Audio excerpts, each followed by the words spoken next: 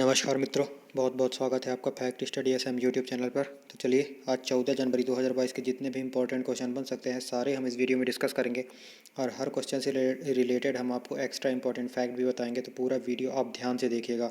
लेकिन उससे पहले हम आपसे प्रश्न भी पूछेंगे आज का, और जो हमने कल प्रश्न पूछा हुआ था उसका हम वीडियो के अंत में उत्तर भी देंगे, जो कि बहुत ही शानदार प्रश्न था। ठीक है।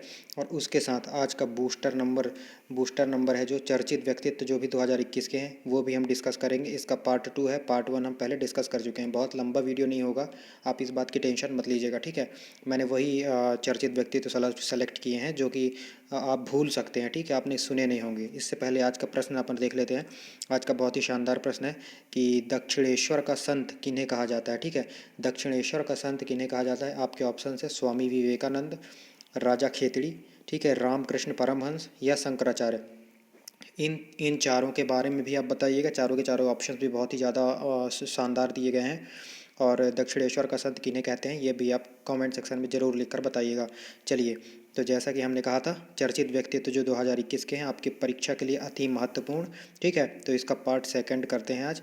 तो देखिए, पहला ही आपका फैक्ट है कि न्यूजीलैंड की पूर्व महिला तैराक हैं कैटी सैडलर। ठीक है, इनको राष्ट्रमंडल खेल महासंघ की पहली महिला सीईओ मतलब चीफ एग्जीक्यूटिव ऑफिसर नियुक्त किया गया है। याद रखिएगा कैटी सैडलर का नाम। ठीक है, याद रखिएगा। अगला आपका फैक्ट बनता है भारतीय मूल की सिमी सिंह है। ठीक है, यह एक आयरिश क्रिकेटर हैं और इन्होंने 8वें नंबर या पर बल्लेबाजी करते हुए ओडीआई मतलब वनडे क्रिकेट, एक दिवसीय क्रिकेट, 50 ओवर के क्रिकेट में, ठीक है, शतक लगाया। और 8वें नंबर या इससे नीचे बल्लेबाजी करते हुए शतक लगाने वाली दुनिया के पहले क्रिकेटर बन गई हैं। ठीक है, याद रखिएगा, मेल और फीमेल दोनों में ऐसा कारनामा किसी ने किया है। तो याद रखिएगा, सिमी सिंह का नाम भारतीय मूल की है इसलिए ज़्यादा इंपॉर्टेंट हो जाता है, और आयरिश क्रिकेटर हैं, याद रखिएगा, इंपॉर्टेंट हो जाता है। अगला आप देखिए फैक्ट, भारतीय राष्ट्रीय ध्वज को डिज़ाइन किसने किया था। ये प्रश्न हजारों लाखों करोड़ों बार आ चुका है एग्जाम में। ठीक है, पिंगली वेंकैया, इसलिए मैंने इस प्रश्न को डाल दिया है। इनकी जो है एक तो 145वीं वर्षगांठ मनाई गई 2 अगस्त 2021 को। याद रखिएगा, मोस्ट इम्पॉर्टेंट आपके लिए हो जाता है। ठीक है। अगला देखिए, पिंगली वेंकैया का नाम आप नहीं भूलेंगे। अगला देखिए, आशीष चंदोरकर का नाम आपको याद रखना है। क्यों याद रखना है? क्योंकि जेनेवा में स्थित विश्व व्यापार संगठन में भारत के स्थायी मिशन में बतौर काउंसलर नियुक्त किया गया है आशीष चंदोरकर को। याद रखिएगा, आशीष चंदोरकर जो है विश्व व्यापार संगठन में भारत की तरफ से गए हैं। इतना याद रखेंगे तो आपका काम चल जाएगा। अगला आपको नाम याद रखना है आर के सभरवाल का। आर के सभरवाल को मंगोलिया के सर्वोच्च नागरिक सम्मान the order of polar star से सम्मानित किया गया है। स्टार लगा लीजिए सारे क्वेश्चनों में, बहुत ज़्यादा महत्वपूर्ण क्वेश्चन आपको बताए जा रहे हैं। ठीक है, और मैं उन्हीं क्वेश्चंस को लिया हूँ जो बहुत फेमस नहीं है, जिनको आपने सुने नहीं होंगे। ये क्वेश्चंस भी उतने ही महत्वपूर्ण है जितने कि और सुने हुए क्वेश्चन महत्वपूर्ण है, लेकिन इनको आप भूल चुके होंगे। उन्हीं क्वेश्चंस को मैंने सेलेक्ट किया है। ठीक है। अगला आपको नाम याद रखना है शंकर घोष का। शंकर घोष जो कि प्रसिद्ध प्रतिरक्षण विशेषज्ञ हैं, उन्हें अमेरिका की प्रतिष्ठित नेशनल एकेडमी ऑफ साइंसेज के लिए चुना गया है। नाम याद रखिएगा, शंकर घोष। अगला आपको नाम याद रखना है बेंगलुरु की शिक्षिका हैं श्यामला गणेश। ठीक है, इनको जापान सरकार का जो प्रतिष्ठित सम्मान है ऑर्डर ऑफ राइजिंग सन से सम्मानित किया गया है। बेंगलुरु की शिक्षिका है, याद रखिएगा, श्यामला गणेश का नाम मोस्ट इंपॉर्टेंट हो जाता है। डोनाल्ड ट्रंप को कौन नहीं जानता, लेकिन ये अपने कार्यकाल में रहते हुए 2 बार महाभियोग का सामना करने वाले पहले अमेरिकी राष्ट्रपति बन गए हैं। तो मोस्ट इंपॉर्टेंट हो जाता है ये फैक्ट आपके लिए। ठीक है। अगला आपके लिए प्रश्न बनता है क्रिकेट इतिहास में किसी भी 2020 इंटरनेशनल में, ठीक है, 7 विकेट्स लेकर नीदरलैंड की फ्रेडरिक ओवरडिक, ठीक है, ये महिला क्रिकेटर हैं और इन्होंने इतिहास रच दिया है। ठीक है, 7 विकेट लेकर। तो याद रखिएगा इनका नाम फ्रेडरिक ओवरडिक। ठीक है, मोस्ट इंपॉर्टेंट आपके लिए हो जाता है। ठीक है। और T20 में अगला फैक्ट, T20 में 14,000 रन पूरा करने वाले और IPL में 350 छक्के लगाने वाले इकलौते प्लेयर हैं क्रिस गेल। तो ये बात भी आप याद रखिएगा। अगला आपका फैक्ट बनता है क्रिकेट के तीनों प्रारूपों में 100 अंतर्राष्ट्रीय मैच खेलने वाला दुनिया का इकलौता प्लेयर कौन है। तो रॉस टेलर है, जिन्होंने अभी संन्यास ले लिया। तो ये प्रश्न आने की प्रबल संभावना है, याद रखिएगा, ये प्रश्न आने की प्रबल संभावना है आपके एग्जाम में। अगला प्रश्न है भारतीय पहलवान लभांशु शर्मा। ठीक है, याद रखिएगा लभांशु शर्मा का नाम। इन्होंने तमिलनाडु में तमिलनाडु में आयोजित हुई भारत केसरी कुश्ती प्रतियोगिता 2021 को जीता है, याद रखिएगा, मोस्ट इंपॉर्टेंट नाम हो जाता है। अगला आपको नाम याद रखना है 11 वर्षीय नताशा पैरी का। इन्हें दुनिया की सबसे होनहार प्रतिभाओं में से एक चुना गया है, नताशा पैरी को। ये सब आप नोट कर लीजिए, मोस्ट इंपॉर्टेंट है आपके लिए, ठीक है। अगला आपके लिए इंपॉर्टेंट फैक्ट बनता है कि IPS Sonali Mishra BSF border security force की पंजाब फ्रंटियर का नेतृत्व कर रही हैं और वे इस जिम्मेदारी को संभालने वाली देश की पहली महिला आईजी बन गई हैं। तो याद रखिएगा, आजी नहीं है, ये आईजी है, ठीक है। आईजी आईजी है, आजी नहीं है, आईजी है, इंस्पेक्टर जनरल, ठीक है, याद रखिएगा। और अंतर्राष्ट्रीय ओलंपिक समिति के प्रमुख थॉमस बाक हैं। इनको वर्ष 2020 का प्रतिष्ठित सियोल शांति पुरस्कार, ठीक है, साउथ कोरिया देता है सियोल शांति पुरस्कार। ये अंतर्राष्ट्रीय ओलंपिक समिति के जो प्रमुख हैं, जो थॉमस बाक हैं, उनको जो है सियोल शांति पुरस्कार से सम्मानित किया गया है। मोस्ट इंपॉर्टेंट आपके लिए हो जाता है, ठीक है। आरोही पंडित भी आपके लिए बहुत महत्वपूर्ण है, क्योंकि अटलांटिक और प्रशांत महासागर को लाइट स्पोर्ट एयरक्राफ्ट के जरिए पार करने वाली दुनिया की पहली महिला पायलट बन गई हैं, याद रखिएगा, मोस्ट इंपॉर्टेंट है। न्यूजीलैंड की महिला क्रिकेटर का नाम याद रखना है सोफी डिवाइन का। इन्होंने 2020 में इतिहास रच दिया और सबसे तेज शतक लगाया, 36 गेंदों में मात्र इन्होंने शतक लगा दिया। सोफी डिवाइन का नाम आप याद रखेंगे, ठीक है। अगला भी बहुत महत्वपूर्ण प्रश्न है, क्योंकि ऐसे जो है जोहान दारूवाला का नाम आपको याद रखना है। वो फार्मूला 2 रेस जो है खेलते हैं, ठीक है। फार्मूला 2 के ड्राइवर, रेसिंग ड्राइवर हैं, ठीक है। और इन्होंने फार्मूला 2 रेसिंग जो है प्रतियोगिता इसको जीत लिया है, जो बहरीन में आयोजित की गई थी। तो जोहान दारूवाला का संबंध रेसिंग से है, याद रखिएगा, मोस्ट इंपॉर्टेंट आपके लिए हो जाता है। चलिए अब करंट अफेयर शो शुरू करते हैं। तो प्रतिवर्ष, पहला प्रश्न है आपका, प्रतिवर्ष 12 जनवरी को कौन सा दिवस मनाया जाता है? तो आप सभी जानते हैं 12 जनवरी को कौन सा दिवस मनाया जाता है। 12 जनवरी को राष्ट्रीय युवा दिवस मनाया जाता है, ठीक है।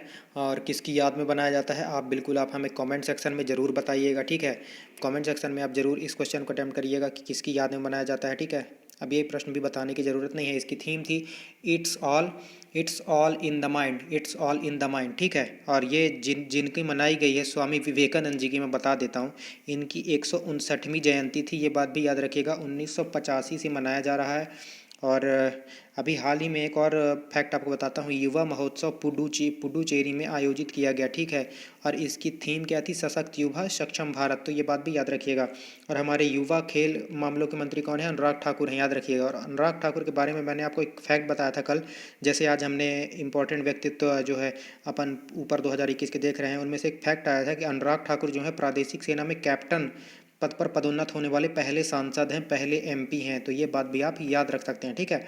और हिमालयन फिल्म फेस्टिवल कहाँ पर हुआ, अगर आपसे पूछा जाता है, एक एक्स्ट्रा फैक्ट मैं आपको बता रहा हूँ, तो वो लेह लद्दाख में आयोजित हुआ है, याद रखिएगा। लेह लद्दाख में हिमालयन फिल्म फेस्टिवल आयोजित हुआ। हिमालयन फिल्म फेस्टिवल का नाम सुनकर हिमाचल प्रदेश नहीं लगाना है, Himalayan film festival Leh Ladakh में आयोजित किया गया है, याद रखेंगे, मोस्ट इंपॉर्टेंट हो जाता है।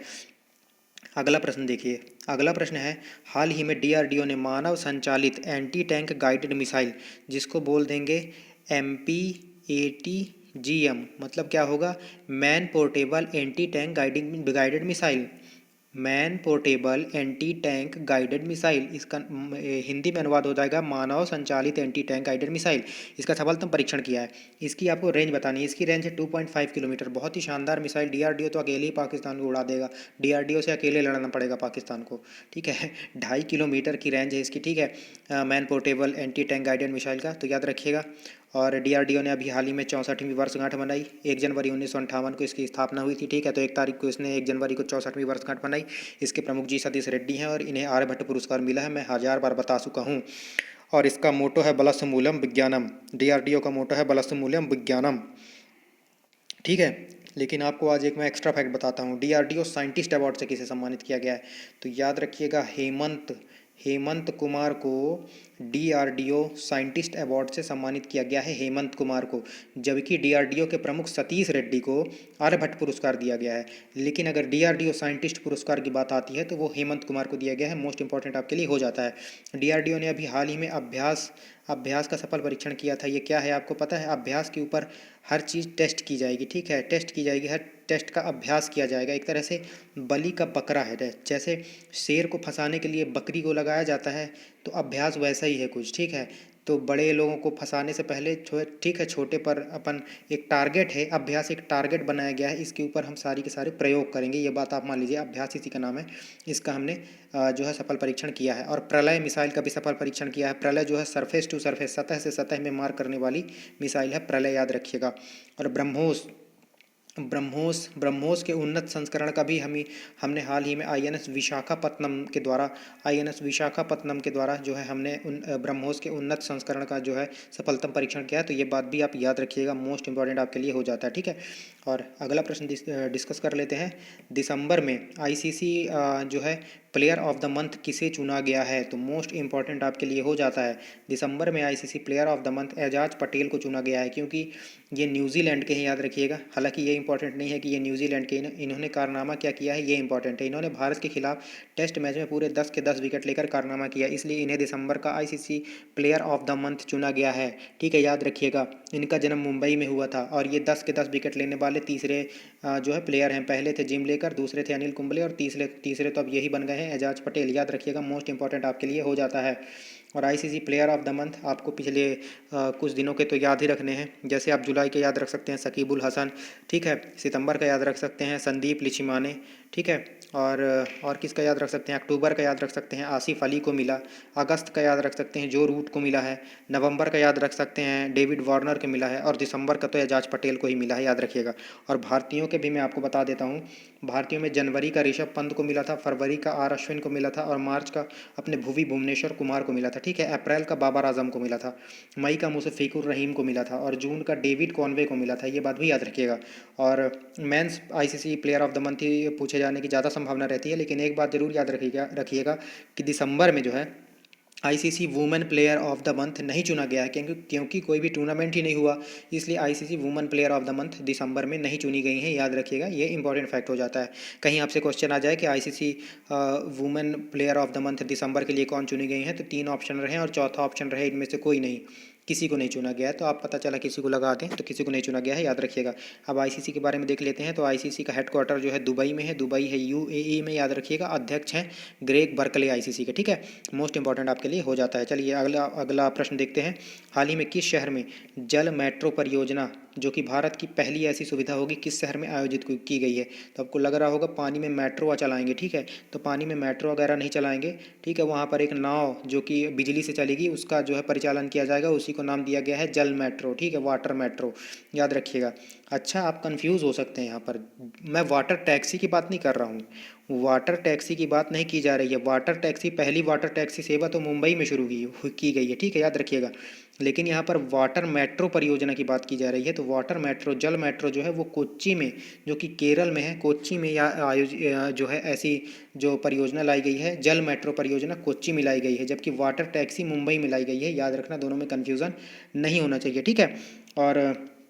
और कोच्चि कहाँ पर है? केरल में है। तो केरल में याद रखिएगा जो है ऐसे जो कोच्चि जो है, कोच्चि में जो ये जल मेट्रो परियोजना है ना, इसको कोचिन शिपयार्ड लिमिटेड ही बना रहा है। ऐसे 23 जो है इलेक्ट्रिक नाव बनाएगी ये, ठीक है, और जो जल में चलेंगे, ठीक है, बहुत ही शानदार तरीके से टूरिज़्म को बढ़ावा मिलेगा, ठीक है। और इनको जल मेट्रो बोला जाएगा, जैसा कि मैंने आपको बताया, ये मेट्रो नहीं, एक नाव है जो इलेक्ट्रिक से चलेगी। और पहली पानी में नाव उतार भी दी गई है, उसका नाम है मुजरिस, याद रखिएगा, मुजरिस उसका नाम है, मुजरिस या मजरिस, ठीक है, उसका नाम है। पहली ये जल मेट्रो उतार दी गई है पानी में, तो इस बात में कोई कन्फ्यूज़न नहीं होनी चाहिए। किसकी सहायता से बनाया जा रहा है? तो जर्मनी की सहायता से बनाया जा रहा है इसको, ये बात भी याद रखेंगे। अब और क्या बताया जा सकता है आपको? केरल में है कोच्चि, ठीक है, तो केरल में भारत का पहला ड्रोन फॉरेंसिक लैब भी है, याद रखिएगा, ठीक है। और क्या बताया जा सकता है? और बताया जा सकता है आपको केरल में जो है काजरकोड से तिरुवनंतपुरम तक सेमी हाई स्पीड ट्रेन चलाई गई है, ठीक है। इसको सिल्वर लाइन प्रोजेक्ट बोला जा रहा है। कहाँ से कहाँ तक चल रही है? काजरकोड से तिरुवनंतपुरम तक चल रही है सेमी हाई स्पीड ट्रेन, याद रखिएगा, इसे सिल्वर लाइन प्रोजेक्ट बोला जा रहा है। तो ये भी इंपॉर्टेंट फैक्ट आपके लिए हो जाता है। और बस इतना ही बताया जा सकता है, ठीक है। और और जो है मलयालम भाषा चलती है केरल में, तो ये बात भी इम्पॉर्टेंट है, आप जान लीजिए। ठीक है, और पहला जो ज्ञानपीठ पुरस्कार दिया गया था वो भी मलयाली भाषा के लिए ही दिया गया था, तो ये बात भी मुझे याद आ गई अचानक से, तो बता देता हूँ। ठीक है, तो 23 भाषाओं में ज्ञानपीठ पुरस्कार दिया जाता है, जबकि साहित्य अकेडमी पुरस्कार 24 भाषाओं में दिया जाता है, इंग्लिश और राजस्थानी में भी दिया जाता है, जबकि ज्ञानपीठ जो है इंग्लिश में दिया जाता है। ठीक है, तो 23 भाषाओं में ज्ञानपीठ दिया जाता है, 24 भाषाओं में साहित्य अकेडमी पुरस्कार दिया जाता है, तो ये बात भी याद रखिएगा। ज्ञानपीठ में 11 लाख रुपए की राशि दी जाती है, तो ये बात भी आप याद रख सकते हैं। ठीक है, चलिए तो अगला प्रश्न डिस्कस कर लेते हैं। एक प्रश्न और मुझे याद आ गया, जो है नीति आयोग का स्वास्थ्य सूचकांक आया था ना, तो बड़े राज्यों में जो है केरल उसमें टॉप पर था, ये बात आप याद रखिएगा। नीति आयोग का स्वास्थ्य सूचकांक में बड़े राज्यों में केरल टॉप पर था, छोटे राज्यों में अगर बात की जाए तो मिजोरम टॉप पर था। ठीक है, और अगर यूटीज़ की बात की जाए तो दादर नगर हवेली उसमें टॉप पर था। ठीक है, मैं किसकी बात कर रहा हूँ, नीति आयोग का स्वास्थ्य सूचकांक आता है, ये मोस्ट इंपॉर्टेंट है आपके लिए, याद रखिएगा। यूटी दादर नगर हवेली स्वास्थ्य सूचकांक में नीति आयोग के टॉप पर था, छोटे राज्यों में मिजोरम और बड़े राज्यों में केरल। मैं आपको इसलिए बता रहा हूँ इतना जोर देके, क्योंकि ये क्वेश्चन आपसे टकराने ही वाले हैं, याद रखिएगा। अगला प्रश्न भी काफ़ी महत्वपूर्ण है। हाल ही में 12वां बाबा साहब अम्बेडकर पुरस्कार से किसे सम्मानित किया गया है, तो अपने मुन्नी हर्षाली मल्होत्रा, जिन्होंने जो है रोल किया था, मुन्नी का रोल किया था किसमें, जो एक फिल्म आई थी ना बजरंगी भाईजान, उसमें इन्होंने रोल किया था। तो हर्षाली मल्होत्रा को 12वां बाबा साहब अम्बेडकर पुरस्कार से सम्मानित किया गया है, ये मोस्ट इंपॉर्टेंट छपने वाला प्रश्न आपके लिए हो जाता है। ठीक है, और 51वां दादा साहब फाल्के पुरस्कार अगर आपसे पूछता है तो वो रजनीकांत को चुना गया है, याद रखिएगा। 51वां दादा साहब फाल्के पुरस्कार, और दादा साहब फाल्के फिल्म फेस्टिवल में मोस्ट टैलेंटेड वर्सटाइल एक्टर का अवार्ड के मेनन को चुना गया है, तो ये बात भी याद रखिएगा। ठीक है, आलिया भट्ट दिख रही हैं, तो आलिया भट्ट को PETA PETA India person of the year चुना गया है, तो ये बात भी याद रखिएगा। खोज जारी है कि क्यों चुना गया है, लेकिन चुना गया है। शायद ये कुत्तों की फ़ोटो जो है डाल देती हैं, जानवरों के फ़ोटो डाल देती हैं इंस्टा पे, इसलिए चुना गया है। बाकी ज़्यादा गहराई पे मैं नहीं जा पाया हूँ अभी तक। ठीक है, तो याद रखिएगा। चलिए अगला प्रश्न देखते हैं। हाल ही में जारी की गई हेनले पासपोर्ट इंडेक्स में भारत की रैंक क्या है, तो ये मोस्ट इंपॉर्टेंट हो जाता है। इसमें टॉप पर तो जान लीजिए, टॉप पर 2 कंट्री हैं। ठीक है, जापान और सिंगापुर इसमें टॉप पर हैं। ठीक है, अब ये और अपना भारत देश इसमें 83 नंबर पर है, याद रखिएगा। 83 नंबर पर है भारत। अब हेनले पासपोर्ट इंडेक्स मतलब क्या होता है, ये मतलब त्रैमासिक दिया जाता है, ये बात भी याद रख लीजिएगा। ठीक है, ये पहली तिमाही का है। ठीक है, तो 83 नंबर पर है भारत। और पासपोर्ट मजबूत होने से क्या मतलब है, मतलब उस देश में बिना वीज़ा के आप उस देश का, जो पर्टिकुलर देश का आपके पास अगर पासपोर्ट है, तो आप बिना वीज़ा के कितने देशों में जा सकते हैं, तो जापान और सिंगापुर से जो है 192 देशों में बिना वीज़ा लिए ही जा सकते हैं, जबकि भारत के पासपोर्ट से बिना वीज़ा के 60 देशों में जा सकते हैं। ये पासपोर्ट की ताकत होती है। ठीक है, तो इसमें जो है जापान और सिंगापुर संयुक्त रूप से पहले नंबर पर है, तो ये बात याद रखिएगा। और जर्मनी और साउथ कोरिया संयुक्त रूप से दूसरे नंबर पर है, और अपना देश भारत इसमें 83 नंबर पर है, और सबसे आखिरी 111 नंबर पर इसमें अफगानिस्तान है, तो ये बात भी आप याद रखिएगा, मोस्ट इंपॉर्टेंट आपके लिए हो जाता है। लास्ट टाइम भारत जो है 90 नंबर पर था, और इस बार 83 नंबर पर है, तो काफ़ी सुधार हुआ है, तो याद रखिएगा। ठीक है, और वैश्विक एक और सूचकांक आया था, वैश्विक विनिर्माण जोखिम सूचकांक। ठीक है, वैश्विक विनिर्माण जोखिम सूचकांक में पहले नंबर पर चाइना था, दूसरे नंबर पर भारत था। ठीक है, ये बात भी आप याद रखिएगा। और एशियन पावर इंडेक्स में पहले नंबर पर यूएसए था। ठीक है, और अपना देश भारत चौथे नंबर पर था, तो ये बात भी आप याद रख सकते हैं। ठीक है, भुखमरी सूचकांक में, ठीक है, अपना देश भारत 101 नंबर पर था। खुशहाली इंडेक्स में अपना देश भारत 139 नंबर पर था, तो इतनी सारी चीज़ें आप याद रख सकते हैं। चलिए अगला प्रश्न देखते हैं। और वर्ल्ड बैंक का जो है एक रिपोर्ट जो बंद कर दिया, ease of doing business index जो है वर्ल्ड बैंक ने बंद कर दिया है रिपोर्ट देना, तो उसमें भारत जो है 63वें नंबर पर था, तो ये क्वेश्चन तो छपने ही वाला है, क्योंकि ये आखिरी बार वर्ल्ड बैंक ने जारी किया था। ठीक है, याद रखिएगा। अगला प्रश्न देखते हैं। 15 से 18 आयु वर्ग के बच्चों का 100% टीकाकरण करने वाला भारत का पहला यूटी या राज्य कौन सा बन गया, तो ऐसा जो है लक्षद्वीप ने किया है, ऐसी उपलब्धि हासिल कर ली है। जो है 3 जनवरी 2022 से जो है ये कैंपेन चलाया गया कि 15 से 18 वर्ष के आयु के बच्चों को टीकाकरण करना, तो उसमें जो है लक्षद्वीप जो है वो 100% टीकाकरण कर चुका है 15 से 18 वर्ष की उम्र के बच्चों का। ठीक है, टीनेजर्स का। ठीक है, तो लक्षद्वीप याद रखिएगा टीबी फ्री भी है। अगर टीबी फ्री इस यूटी पूछता है, इकलौता यूटी है, स्टेट कोई नहीं है अभी, तो जो है टीबी फ्री यूटी जो है लक्षद्वीप ही है, याद रखिएगा, मोस्ट इंपॉर्टेंट हो जाता है। और जो है दोनों डोज देने वाला 100% जो है पहला यूटी अंडमान एंड निकोबार है, ये बात भी याद रखिएगा। अगर दोनों डोज अगर की बात की जाए 100% पे, तो वो हिमाचल प्रदेश है, याद रखिएगा। हिमाचल प्रदेश का एक ज़िला किन्नौर भी दोनों डोज जो है देने वाला, किन्नौर ज़िला भी जो है पहले नंबर पर था। और सिंगल डोज देने वाला पहला भारतीय शहर अगर पूछता है तो वो भुवनेश्वर था, याद रखिएगा, ठीक है, इंपॉर्टेंट हो जाता है। और अगर रेबीज़ मुक्त की बात की जाए तो रेबीज़ मुक्त जो है गोवा हो गया है, तो ये बात मैंने कई बार आपको बता रखी है, ठीक है। तो इतनी सारी चीज़ें, और गांव वेयान है, 100% वैक्सीनेशन वाला गांव वेयान है जम्मू कश्मीर का, तो ये बात भी आप याद रख सकते हैं। चलिए अगला प्रश्न जो है डिस्कस कर लेते हैं। तो अगला प्रश्न है, हाल ही में इसरो, ये मोस्ट इंपॉर्टेंट है आपके लिए, छपने वाला प्रश्न है, बहुत ही ज़्यादा छपने वाला प्रश्न है, ये बात याद रखिएगा। आने वाले 6-7 महीने 8 महीने जब तक ये नहीं बदले जाएंगे तब तक छपेगा यह प्रश्न। तो इसरो के नए अध्यक्ष जो हैं के सिवान के स्थान पर कौन किन्हें चुना गया है, याद रखिएगा। तो इसरो के नए अध्यक्ष चुना गया है एस सोमनाथ को। ये जो है रॉकेट साइंटिस्ट हैं, याद रखिएगा, ठीक है। एस सोमनाथ अब जो है इसरो के चेयरमैन होंगे नए, ठीक है। और यहाँ पर जो अजीत कुमार मोहंती दिख रहे हैं ये भाभा एटॉमिक रिसर्च सेंटर के प्रमुख है। जी सतीश रेड्डी दिख रहे हैं डीआरडीओ के प्रमुख है। और शेखर सी मंडे दिख रहे हैं ये सीएसआईआर के प्रमुख है, ठीक है, याद रखिएगा। और एस सोमनाथ तो अब इसरो के नए चेयरमैन बन गए हैं, ये मोस्ट इंपॉर्टेंट आपके लिए हो जाता है। अगला प्रश्न देखते हैं, हाल ही में रेलवे जोन, किस रेलवे जोन ने की आरपीएफ द्वारा मिशन अमानत चलाया गया है। तो याद रखिएगा पश्चिमी रेलवे के द्वारा, ठीक है, अब पश्चिमी रेलवे के द्वारा ये मिशन अमानत शुरू किया गया है, याद रखिएगा। और पश्चिमी रेलवे का हेडक्वार्टर कहाँ पर है, मुंबई में है, लेकिन सेंट्रल रेलवे का हेडक्वार्टर भी मुंबई में है, तो ये बात भी याद रखिएगा, लेकिन दोनों में अंतर है, ठीक है। पश्चिमी रेलवे का हेडक्वार्टर जो है मुंबई के चर्च गेट में है, याद रखिएगा, चर्च गेट में है पश्चिमी रेलवे का मुख्यालय, जबकि सेंट्रल रेलवे का मुख्यालय छत्रपति शिवाजी महाराज टर्मिनस में है। सेंट्रल रेलवे का मुख्यालय छत्रपति शिवाजी महाराज टर्मिनस पर है, जबकि पश्चिमी रेलवे का मुख्यालय चर्च गेट में है, दोनों मुंबई में ही है, याद रखेंगे।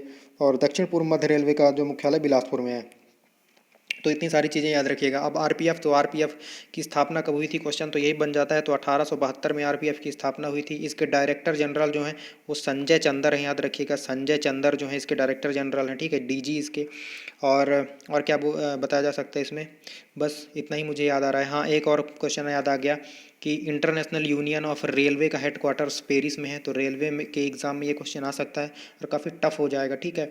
अगर इंटरनेशनल यूनियन ऑफ रेलवेज़ का हेडक्वार्टर पूछ दिया तो पेरिस में है, याद रखिएगा।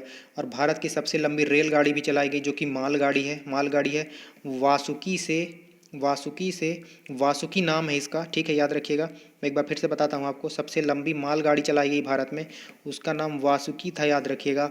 ये चलाई गई भिलाई से कोरबा तक चलाई गई वासुकी जो है ये सबसे लंबी मालगाड़ी थी, तो याद रखिएगा, ये इंपॉर्टेंट क्वेश्चन हो जाता है, ठीक है। अगला प्रश्न देखते हैं, हाल ही में चेन्नई में शास्त्रीय तमिल संस्थान के नए परिसर का उद्घाटन किसने किया है। तो हाल ही में चेन्नई में शास्त्रीय तमिल संस्थान के नए परिसर का उद्घाटन नरेंद्र मोदी ने, जो हमारे आदरणीय क्रांतिकारी प्राइम मिनिस्टर जी हैं नरेंद्र मोदी जी ने, तो हाल ही में तमिल संस्थान के नए परिसर का उद्घाटन किया चेन्नई में, ठीक है। अनुराग ठाकुर बता चुका हूँ, युवा मामलों के खेल मंत्री हैं, ठीक है। एम के स्टालिन तमिलनाडु के जो हैं सीएम है। और सर्बानंद सोनोवाल यहाँ पर दिख रहे हैं क्योंकि असम के पहले खेल विश्वविद्यालय का जो है उद्घाटन सर्बानंद सोनोवाल ने किया है, याद रखिएगा, इंपॉर्टेंट हो जाता है। चलिए अगला प्रश्न देखते हैं, हाल ही में चंद्रशेखर पाटिल का निधन हो गया, वो किस क्षेत्र से संबंधित थे। तो ये कन्नड़ लेखक थे, याद रखिएगा, जो है चंद्रशेखर पाटिल ये कन्नड़ लेखक थे, इनका उपनाम चंपा था, तो ये बात भी आप याद रख सकते हैं, ठीक है। इंपॉर्टेंट क्वेश्चन ज़्यादा तो नहीं है लेकिन याद रख सकते हैं, ठीक है। अगला प्रश्न देखते हैं, हाल ही में किस बैंक ने एमएसएमई जिसके मंत्री हैं नारायण राणे, ठीक है, एमएसएमई को तत्काल ऋण स्वीकृत करने के लिए एक पोर्टल लॉन्च किया। तो फेडरल बैंक ने ऐसा किया है जिससे एमएसएमई को तत्काल ऋण दिया जा सके, ठीक है। अगला वर्ड देखते हैं, ये भी छपने वाला प्रश्न है और मोस्ट कन्फ्यूजिंग प्रश्न है, ठीक है। तो हाल ही में वर्ल्ड एथलेटिक्स ने किसे वर्ल्ड एथलेटिक्स अवार्ड 2021 के लिए चुना है। तो दो लोगों को चुना है, मैन और वुमेन दोनों के लिए। तो मैन के लिए चुना है, ये मैन के लिए हैं, ठीक है, याद रखिएगा, ये मैन के लिए है कार्स्टन वॉरहोम, ठीक है, ये नॉर्वे के खिलाड़ी हैं, याद रखिएगा, कार्स्टन वॉरहोम। और फीमेल के लिए चुना गया है, ठीक है, फीमेल में चुना गया है एलन थॉम्सन को, याद रखिएगा, ये जमैका की खिलाड़ी हैं, जमैकन खिलाड़ी हैं, ठीक है, यहाँ के अपने हुसैन बोल्ट हैं। और यहाँ पर अंजू बॉबी जॉर्ज दिख रहे हैं, तो अंजू बॉबी जॉर्ज को भी वर्ल्ड एथलेटिक्स के द्वारा वुमन ऑफ द ईयर चुना गया है, ये इसमें कोई कन्फ्यूजन नहीं होनी चाहिए, ठीक है। अंजू बॉबी जॉर्ज को वर्ल्ड एथलेटिक्स के द्वारा वुमन ऑफ द ईयर चुना गया है, ना कि एथलेटिक्स अवार्ड दिया गया है। एथलेटिक्स ऑफ द ईयर चुनने वाले तो ये दो रहे, एथलेटिक्स ऑफ द ईयर चुने गए ये दोनों रहे, मेल में कार्स्टन वॉरहोम और फीमेल में एलन थॉम्सन, ठीक है। अंजू बॉबी जॉर्ज को जो है गरीब बच्चों की सहायता के लिए, उनको सिखाने के लिए, ठीक है, वुमेन ऑफ द ईयर का अवार्ड चुना गया। ये कोट्यम केरल की हैं अंजू बॉबी जॉर्ज, तो याद रखिएगा, ठीक है। इन्होंने 2005 में, ठीक है, IAAF वर्ल्ड चैंपियनशिप में गोल्ड जीता था अंजू बॉबी जॉर्ज, बहुत ही महानतम खिलाड़ी हैं भारत की।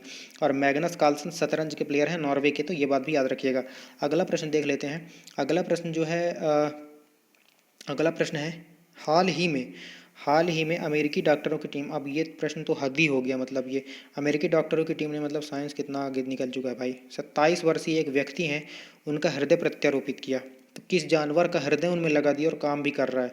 तो सुअर, याद रखिएगा, सुअर जिसे आप पिग भी कह सकते हैं, जिसे आप बोर भी कह सकते हैं, ठीक है, बोर भी कहते हैं इन्हें, इसे सुअर को। तो सुअर का जो है हृदय निकाल कर इंसान में लगा दिया और चल भी रहा है भाई। तो मतलब सैल्यूट है डॉक्टरों को, ठीक है। तो याद रखिएगा, सुअर का हृदय भी इंसान में लगाया गया तो इंपॉर्टेंट हो जाता है। और इस प्रोसेस को, मतलब एक प्रजाति का अंग निकाल कर दूसरी प्रजाति में लगाना, इसे जीनोम ट्रांसप्लांटेशन कहते हैं। जीनोम ट्रांसप्लांटेशन, याद रखिएगा, जीनोम ट्रांसप्लांटेशन कहते हैं, जीनोम ट्रांसप्लांटेशन कहते हैं, याद रखिएगा, इंपॉर्टेंट हो जाता है, ठीक है। और क्या बताया जा सकता है? अंगदान में टॉप पर तमिलनाडु है, याद रखिएगा, अंगदान की बात आई है तो। अंगदाता स्मारक जो है जयपुर में बन रहा है, तो ये बात भी याद रख लीजिएगा, ठीक है। और ऐसे ही कन्फ्यूज़न होता है स्टैचू ऑफ यूनिटी, जो कि गुजरात में है, साधु बेट टॉप पर, केवड़िया में, ठीक है। और केवड़िया रेलवे स्टेशन का नया नाम एकता नगर रेलवे स्टेशन किया गया है, ऐसे लिंक करिए, ठीक है। स्टैचू ऑफ यूनिटी मैंने बताया गुजरात में है, लेकिन स्टैचू ऑफ पीस जो है पाली राजस्थान में है, तो ये बात भी याद रखिएगा, इंपॉर्टेंट हो जाता है। कन्फ्यूज़न नहीं होनी चाहिए, ऐसे ही अब याद रखिएगा, अब ठीक है, फिर कभी डिस्कस करेंगे। एक और क्वेश्चन मुझे याद आ रहा था, लेकिन वीडियो ज़्यादा लंबा हो जाता, ठीक है। अगला प्रश्न देखते हैं। हाल ही में वैश्विक जोखिम जो है वैश्विक जोखिम रिपोर्ट 2022 को किस संस्था ने जारी किया? तो याद रखिएगा, वर्ल्ड इकोनॉमिक फोरम, विश्व आर्थिक मंच जो है जारी करता है वैश्विक जोखिम रिपोर्ट, ठीक है, याद रखिएगा, ये मोस्ट इंपॉर्टेंट है। बहुत ही ज़्यादा जो है ये प्रश्न पूछा जा चुका है कि वैश्विक जोखिम रिपोर्ट कौन जारी करता है? तो विश्व आर्थिक मंच जारी करता है, याद रखिएगा। इसके प्रमुख कौन है विश्व आर्थिक मंच के? तो बार्ज ब्रांडे, याद रखिएगा, बार्ज बार्ज ब्रांडे जो हैं विश्व आर्थिक मंच के प्रमुख हैं। ये मोदी जी से भी अभी मिले थे, और इसका हेडक्वार्टर जेनेवा के अंदर हो जाता है, तो याद रखेंगे, इंपॉर्टेंट हो जाता है, ठीक है। और जो है विश्व आर्थिक मंच एक और रिपोर्ट, बहुत ही इंपॉर्टेंट रिपोर्ट जारी करता है, तो ग्लोबल जेंडर गैप रिपोर्ट भी यही जारी करता है। तो ये प्रश्न भी कई बार पूछा जा चुका है, ठीक है, याद रखिएगा। और बात आई है तो कोप 26 कहाँ पर हुआ? अभी तो ग्लासगो स्कॉटलैंड में हुआ कोप 26। कोप 27 कहाँ पर होगा? और ठीक है, शर्म अल शेख में होगा, जो कि मिस्र के अंदर है, इजिप्ट के अंदर है, ठीक है, याद रखिएगा। कोप 27 होगा मिस्र में, और कोप 28 UAE में होने वाला है, तो ये बात भी आप याद रखिएगा, ठीक है, इंपॉर्टेंट हो जाता है। तो ये जो है आखिरी प्रश्न था हमारा। तो कल के प्रश्न का उत्तर देख लीजिए। कल का प्रश्न हमने पूछा था कि मगध पर राज करने वाला पहला गैर क्षेत्रीय, मतलब मगध का नहीं था और वहाँ पर राज किया, तो वो था पुष्यमित्र शुंग, जो कि ब्राह्मण जाति से था, ठीक है, याद रखिएगा। और पुष्यमित्र शुंग ने मौर्य वंश के अंतिम शासक बृहदत्त की हत्या की थी। तो ये प्रश्न भी आता है कि मौर्य वंश का अंतिम शासक कौन था? तो बृहदत्त था, याद रखेंगे। मगध की गद्दी पर बैठा था, उसका सेनापति था, और उसी को मार दिया था, ठीक है। और अपनी राजधानी इसने पाटलिपुत्र के अलावा मध्य प्रदेश का बेस नगर, जो आधुनिक काल में विदिशा के नाम से जाना जाता है, याद रखिएगा, यहाँ पर बनाया था, ठीक है, याद रखेंगे। भोपाल संभाग के अंतर्गत आता है बेसनगर विदिशा, ठीक है।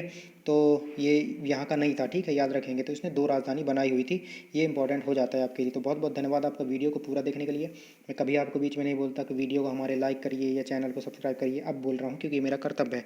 वीडियो को लाइक कर दीजिए, अगर आपको वीडियो अच्छा लगा हो तो कंटेंट, चैनल को सब्सक्राइब कर लीजिए, अपने दोस्तों के साथ शेयर कर दीजिएगा, ठीक है। बहुत बहुत धन्यवाद आपका वीडियो को पूरा देखने के लिए। जय हिंद, जय भारत। मिलते हैं करंट अफेयर्स के नेक्स्ट डोज में। और आज ही के दिन मैं आज डाल दूंगा जो है अपना क्विज़ नंबर 2, तो उसको देखना मत भूलिएगा। जय हिंद, जय भारत।